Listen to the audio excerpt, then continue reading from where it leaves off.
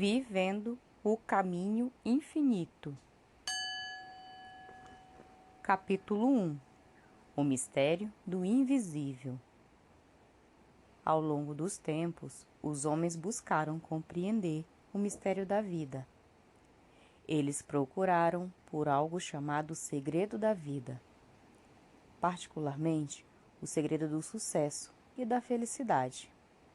E tal qual aqueles que buscaram o Santo Graal, eles o buscaram em todos os lugares do mundo, exceto onde ele pode ser encontrado.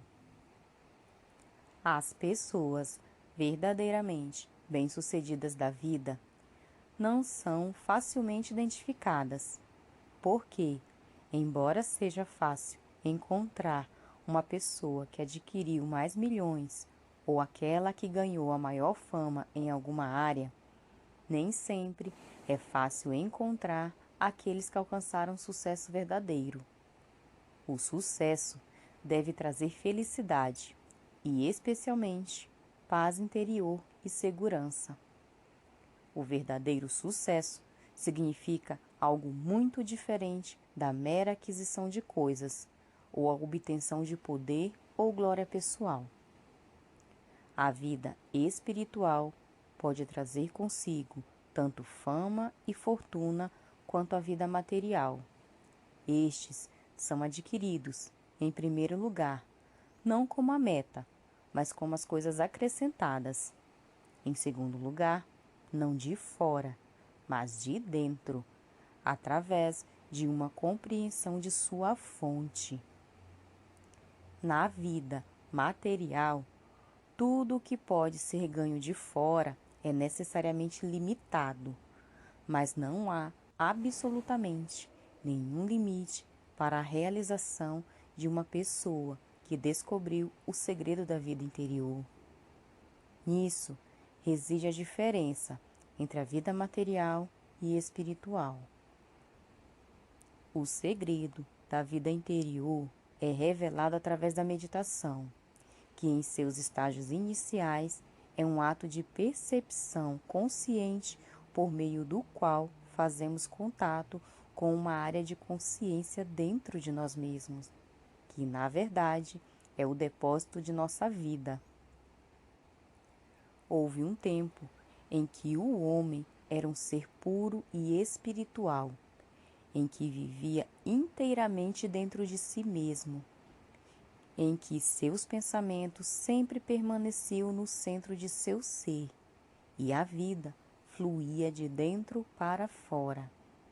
As ideias vinham de dentro, os meios de ação vinham de dentro, e sempre que havia uma necessidade aparente, tudo o que ele tinha a fazer era fechar os olhos, ir para dentro e deixá-lo sair em expressão. Não temos conhecimento real deste período ou de seu fim, mas sabemos que a Bíblia relata simbolicamente a história de Adão e Eva, que viveram uma vida espiritual, divinamente sem problemas, mas que foram compelidos a deixar o jardim do Éden e depois experimentaram todos os problemas da vida humana, a vida materialista. Dizem que o motivo dessa queda da graça foi a aceitação da crença em dois poderes, o bem e o mal. Foi um ato de consciência e, apesar da interpretação teológica comumente aceita, não estava, de forma alguma, relacionado ao sexo. Para uma exposição detalhada deste assunto, consulte o livro Trovejar do Silêncio, do autor Joel Goldsmith. O episódio do Jardim do Éden contém uma lição de vida para todos nós. Quantas vezes sentimos que nossas vidas são feitas ou prejudicadas por algum ato externo? Mas isso nunca é verdade, porque é sempre algo que ocorre dentro de nossa consciência, que traz a mudança para o bem ou para o mal, E na alegoria de Adão e Eva, a queda do homem é explicada como a aceitação da crença no bem e no mal. Outra história simbólica nas Escrituras é a do filho pródigo. Aqui, o filho do rei de si mesmo não era nada, mas que, como herdeiro do rei, não só era régio, mas rico. Decidiu-se se desligar da fonte de seu bem, isto é, da casa de seu pai, sua consciência do pai, tomando a substância que considerava merecida. Ele começou a viver daquela quantia finita e limitada que havia recebido, vivendo assim finitamente. Ele desligou-se de sua fonte. Qualquer dinheiro que ele gastou o deixou com muito menos. Cada dia de vida que ele viveu encontrou-se com um dia a menos para viver. Cada pedaço de força ou substância que ele usava o encontrava com muito menos, porque ele estava usando a substância que possuía, sem ser capaz de reabastecê-la da fonte do qual se isolou por seu próprio ato. Esse mesmo princípio é apresentado na lição da videira e dos ramos, que o Mestre deu aos seus discípulos no capítulo 15 de João. Eu sou a videira, vós sois os ramos. Quem permanece em mim e eu nele, esse dá muito fruto, porque sem mim nada podeis fazer. Se alguém não permanece em mim, ele é lançado fora, como um ramo, e murcha. E homens os recolhem e os lançam no fogo, e eles são queimados. João 15, 5, 6. Aqui está a essência da sabedoria bíblica. Cortado da videira, o ramo murcha, não tendo mais acesso à fonte. Desligados da casa ou consciência do Pai, os cônjuges pródigos com os porcos, cortados de sua fonte e expulsos do jardim do Éden, Adão e Eva são compelidos a viver de sua própria substância. Em todas as 3 ilustrações, há uma lição espiritual. Quando somos separados da fonte do nosso ser, estamos usando nossa própria vida, nossa própria mente, força, saúde, sabedoria, orientação e direção. E, eventualmente, nós chegamos àquele período em que estamos murchados. Por outro lado, mantendo nosso contato com a videira, mantendo nossa relação com o Pai como filho ou herdeiro, ou permanecendo no Éden, no reino de Deus, recorremos ao infinito armazém. Este caminho leva à eternidade, imortalidade, infinidade, harmonia, completude e perfeição. Como seres humanos que vivem uma vida materialista no mundo, somos o galho que é cortado da árvore. Somos os pródigos sem pai. Somos Adão expulso do jardim, vivendo uma tal vida, não havendo o governo de Deus, a proteção de Deus ou sustento de Deus. Bebês, crianças, jovens e moças sofrem e morrem. Os idosos estão enfermos, decrépitos e desgastados, porque do berço ao túmulo há uma sensação de separação de sua fonte. A verdade é que não é possível orar a Deus e assim receber os benefícios de Deus. Não é possível ser apenas um bom homem ou mulher, mesmo um homem ou mulher que vai à igreja, e assim ter contato com Deus, porque o contato com Deus não é feito de nenhuma maneira externa. O mundo inteiro tem estado e está indo para o inferno o tempo todo, enquanto estão orando a Deus para salvá-los, mas nunca obtendo qualquer resposta. É por isso que, nesta era, o mundo inteiro está buscando uma resposta para esse enigma, e muitos estão buscando através da oração e da meditação. Não pode haver paz dentro ou fora até que haja permanência na palavra e permitir que a palavra habite em nós. Um retorno à casa do Pai através deste contato interno e extraindo nossa substância, não um do outro, não prendando um ao outro, nem por anunciar falsamente nossas mercadorias para enganar uns aos outros, mas por recorrer à substância que é do Pai. Não está todo o segredo da vida contido e resumido naquela breve conversa que teve lugar entre o Mestre e seus discípulos, logo depois de Jesus ter faltado à refeição no meio-dia? Ele estava dando uma lição para a mulher no poço de Samaria, e os discípulos suplicavam-lhe, dizendo: Mestre, coma. E lembre-se da resposta dele: Eu tenho alimento para comer, que vós não conheceis. João 4:32. Esta foi a mesma resposta que ele deu à mulher no poço, quando ela perguntou: Senhor, tu não tens com que tirar, e o poço é fundo. De onde, pois, tens essa água viva? Como de fato ele poderia fazer isto? João 4:11. Mas ele explicou que tinha água, mananciais dela, e todo aquele que beber da água que eu lhe der nunca terá sede, mas a água que eu lhe der se fará nele uma fonte de água e jorrar para a vida eterna. E mais tarde, as multidões que buscavam alimento, o Mestre disse: Eu sou o pão da vida. Aquele que vem a mim nunca terá fome, e aquele que crê em mim nunca terá sede. E para Tomé: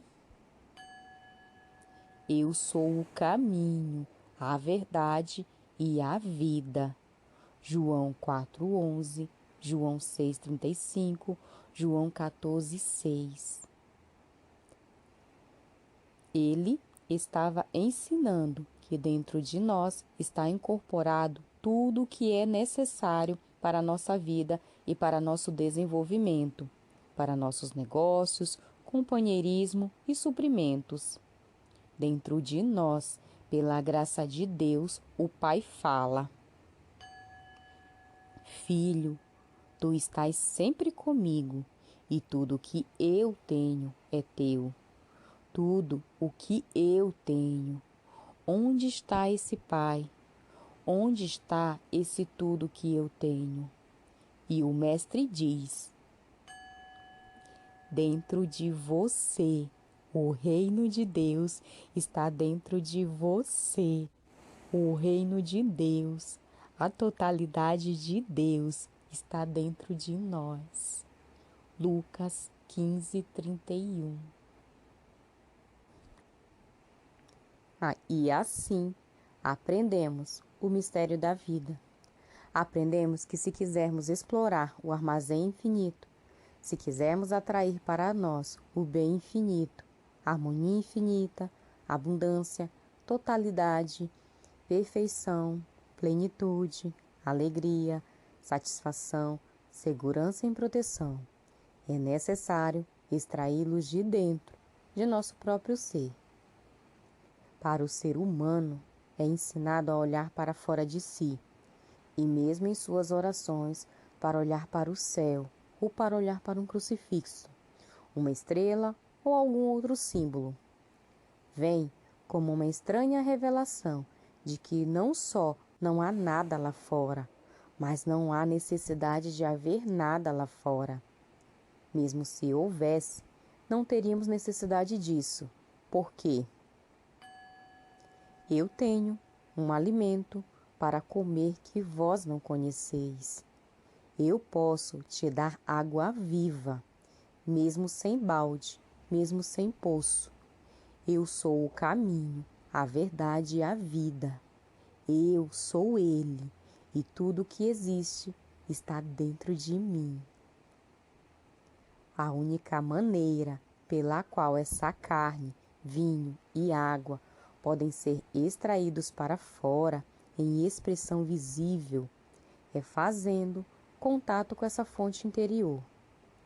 Não estamos acostumados com a ideia de que tudo o que buscamos já está incorporado em nós. Não estamos familiarizados o suficiente com as promessas de Jesus. Não vivemos com suas palavras e ensinamentos por tempo suficiente. Filho, tu estás sempre comigo, e tudo que eu tenho é teu. Onde? Dentro de nós, dentro da nossa própria consciência. É assim que, à medida que aprendemos a meditar e descobrimos este reino interior, um grande mistério começa a revelar-se.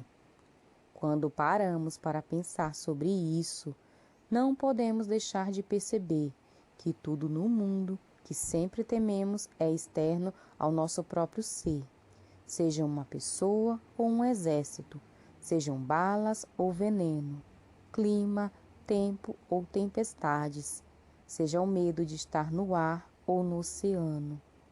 Independentemente do que tememos, é sempre algo externo a nós.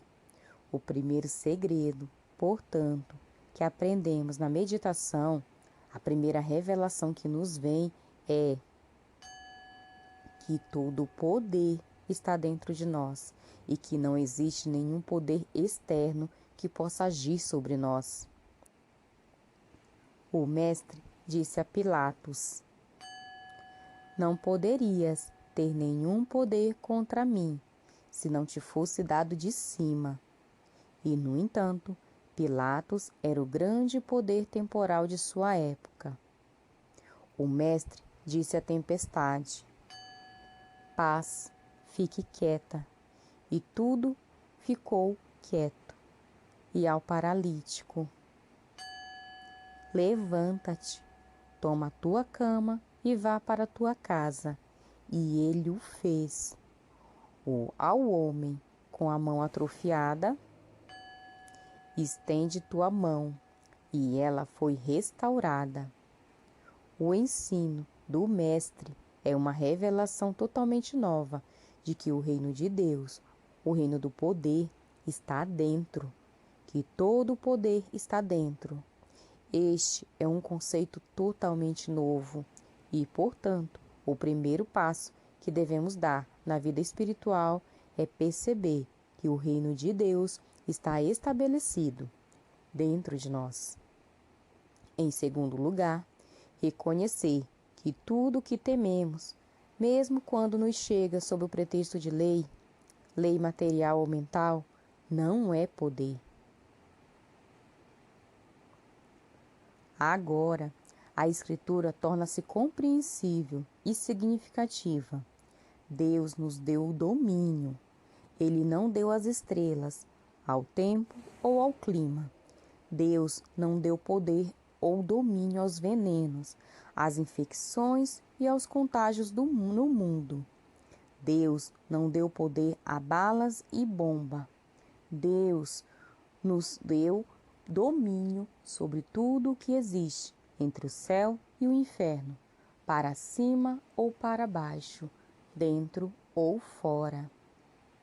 Aqueles que vivem a vida espiritual não se tornam ou permitem-se tornarem vítimas de circunstâncias, condições ou pessoas fora de seu próprio ser. Nem precisam ser beneficiários de qualquer atividade, pessoa ou coisa externa a si mesmos. Se é na proporção em que vivem na realização, filho, tu estás sempre comigo e tudo que eu tenho é teu. Eles desenvolvem suas capacidades únicas, sejam estas capacidades espirituais ou capacidades em arquitetura, música, campos artísticos, mecânicos ou comerciais. Assim, gradualmente, aprendemos que nossa própria consciência quando está imbuída da verdade, torna-se a lei da harmonia para toda a nossa existência. Tudo o que o homem semear, isso também colherá. Gálatas 6:7. E com a medida em que medirdes, vós sereis medidos. Mateus 7:2.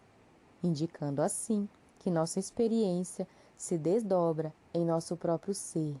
É uma lei invisível que o Pai vê em segredo e é gritado dos telhados.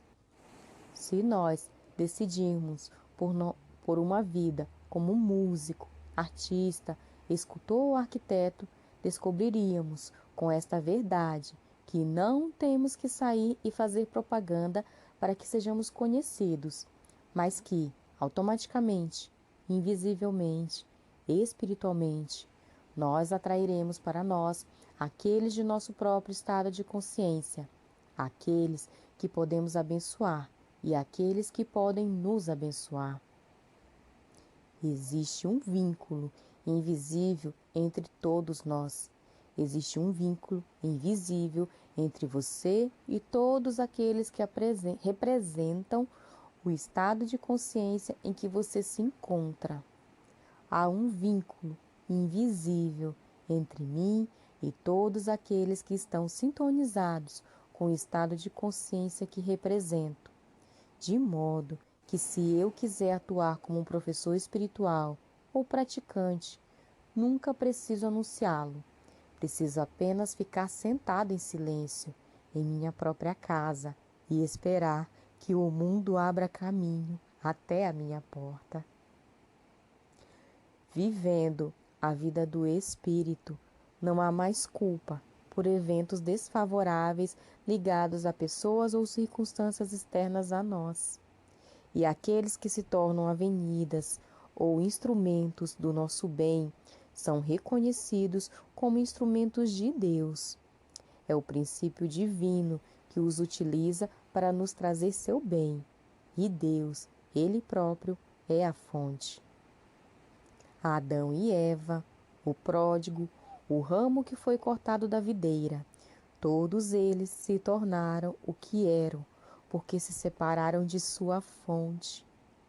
E lembre-se de que as discórdias e desarmonias, os pecados, as doenças e as misérias que experimentamos são devido ao nosso corte de nossa fonte. E o remédio está em mais uma vez viajar de volta para a casa do Pai. Fazemos isso através do reconhecimento de que aquilo que estou buscando, eu sou e tenho, que tudo que o Pai tem é meu e que o homem não viverá só por pão, o homem não viverá por nada externo, mas de cada palavra que sai da boca de Deus. Novamente, é algo dentro de nosso próprio ser que é responsável por nosso destino. Assim é que, à medida que nós voltamos para o modo de vida espiritual, aprendemos a depender cada vez menos de pessoas, lugares, coisas, circunstâncias e condições. Aprendemos a temer menos todas as atividades ou formas externas ao nosso ser. Começamos a permanecer nesta palavra e a reconhecer que o reino de Deus está dentro de nós e que tudo que o Pai possui é nosso.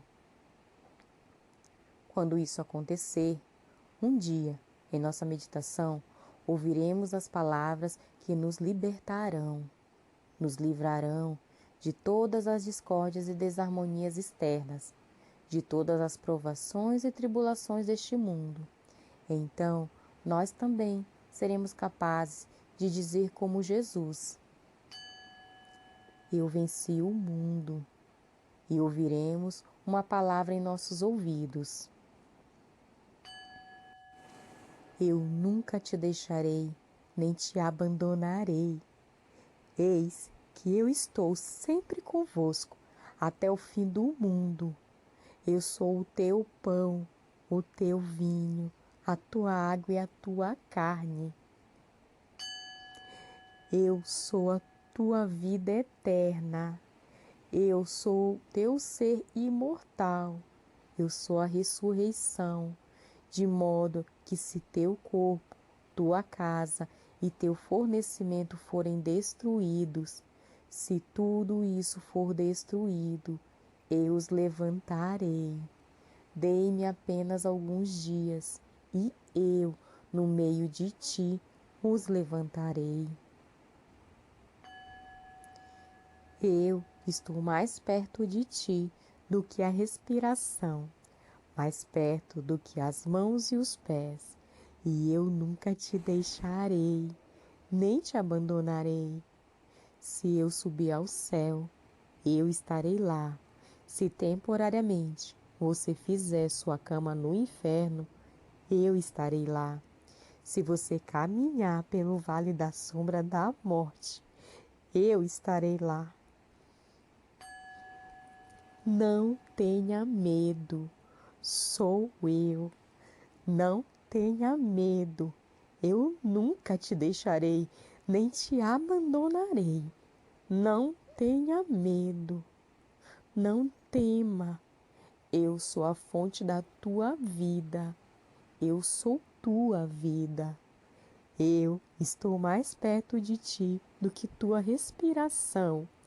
Eu estou no meio de ti. Eu estou no centro de ti. Coloque toda a sua fé em mim e eu dentro do seu ser. Não tema este mundo externo de coisas ou pensamentos, pois eu, no meio de ti, sou o único poder. Eu dei domínio a ti através disso que está no centro do teu ser. E assim ouviremos novamente: o Senhor, teu Deus, no meio de ti, é poderoso. Ele realiza o que é designado para mim. O Senhor aperfeiçoará o que me diz respeito. Sempre existe essa fonte dentro de nós, com a qual estamos unidos. E se o bem deve entrar em nossa experiência, deve vir através da fonte, através de nossa própria consciência. Devemos permanecer nesta realização e verdade.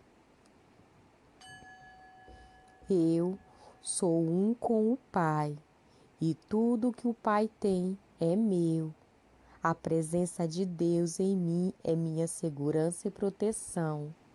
Aquele que está dentro de mim é maior do que aquele que está no mundo.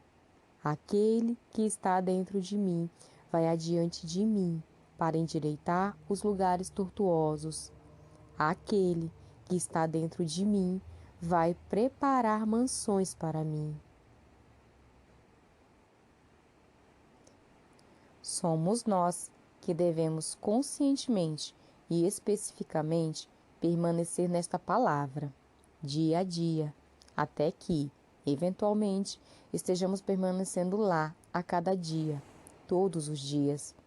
Em outras palavras, é uma questão de orar sem cessar, mas sem nunca pedir nada a Deus. Deus é inteligência infinita e sabe nossas necessidades. Deus é o amor divino e nunca reterá nada. Portanto, nossas orações nunca devem ser um pedir ou dizer a Deus.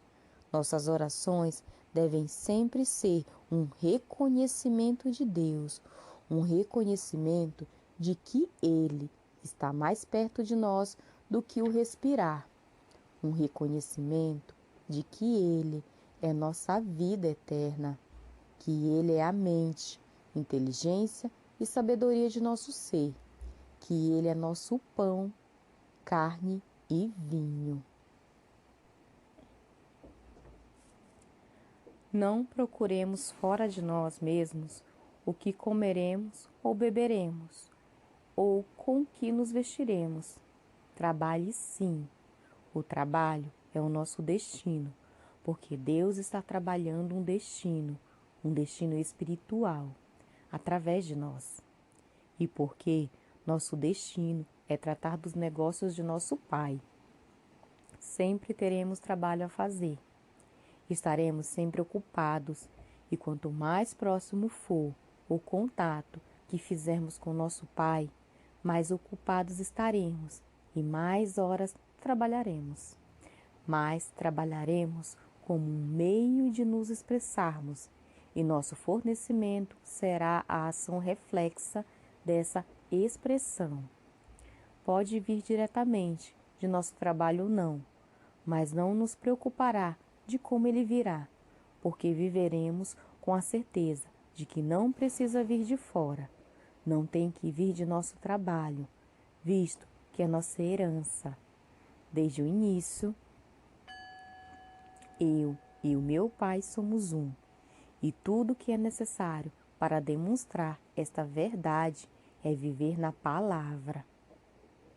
O modo materialista de viver coloca sua ênfase na aquisição e realização das coisas deste mundo. O modo espiritual de viver é um descanso na palavra e deixar o amor fluir, o amor de Deus, o amor ao próximo, o amor da verdade, o amor da vida. Muito de nossas vidas e muito de nossas orações tem sido meramente uma tentativa de aumentar a duração da vida, a quantidade de bem humano, provisão humana ou companhia humana, sem nunca dar um pensamento sobre como é o reino de Deus. Chamamos a nós mesmos de cristãos, mas esquecemos que o Mestre disse: meu reino não é deste mundo. Portanto, é inútil tentar obter mais daquilo que este mundo possui. O Mestre disse: minha paz eu vos dou, não como o mundo a dá, eu vos dou. João 14, 27. Mas minha paz. E o que é esta minha paz? Esta paz de Deus, esta paz de Cristo. Como é esse reino de Deus? Não apenas o reino do aumento de 100% na renda, não apenas o reino de um coração que bate normalmente ou de músculos que são fortes. Como é o meu reino que não é deste mundo? E o que é essa minha paz? Essa paz que não é a paz que o mundo pode nos dar, tornando-nos saudáveis, ricos ou famosos. O que é a minha paz? É uma paz que flui de dentro, é uma vida, uma prosperidade e uma alegria que flui de nós, mas não flui para dentro de nós. Isto não pode ser encontrado fora de nós, e ainda assim, quando aparece para nós, aparece como um corpo mais saudável, uma casa mais confortável e bonita, e uma companhia mais satisfatória. Essas coisas, entretanto, não são o objetivo, são apenas as coisas adicionadas. O objetivo é encontrar o meu reino, o reino de Deus, e descansar na minha paz e no meu reino, que já estão estabelecidos dentro de nós. Este é o grande mistério. Incorporamos dentro de nós todo o reino de Deus, infinito. Não apenas um pouquinho do reino, não apenas uma pequena porção de Deus, mas a totalidade de Deus. Quem me vê, vê aquele que me enviou. A totalidade de Deus está incorporada dentro de nós, o próprio infinito, eternidade e imortalidade. Mas esse infinito é um mistério, até que aprendamos a orar, a meditar e então ouvir uma voz dentro de nós dizendo: eu, no meio de você, sou Deus. Eu, no meio de você, sou Deus.